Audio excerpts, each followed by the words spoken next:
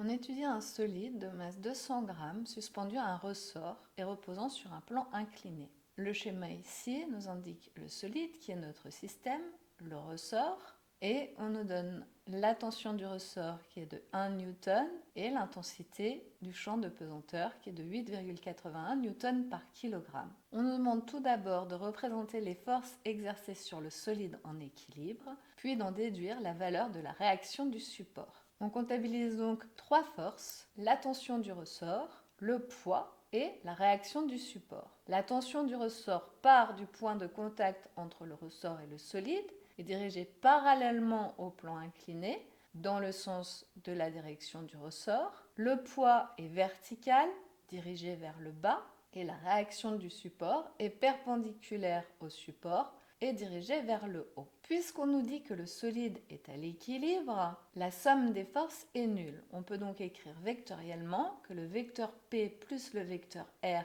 plus le vecteur T est égal à 0. Et on va choisir un repère pour exprimer chaque vecteur. Donc j'ai choisi x, y. Le vecteur T est de sens opposé à l'axe OX. On écrira donc moins t en projetant sur l'axe des x et est nul sur l'axe des y.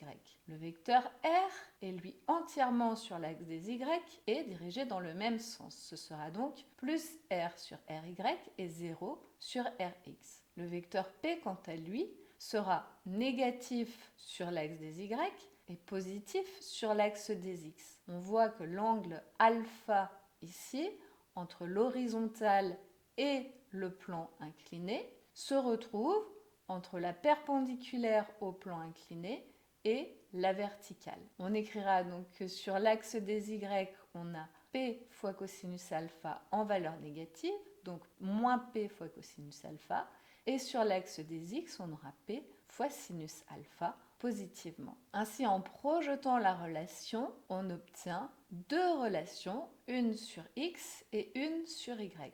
La relation 1 nous permet de déduire sinus alpha puisqu'on a t égale 1 newton. On en déduit donc l'angle alpha en faisant sinus moins 1. La relation 2 nous permet, connaissant l'angle alpha, d'en déduire R, la réaction du support.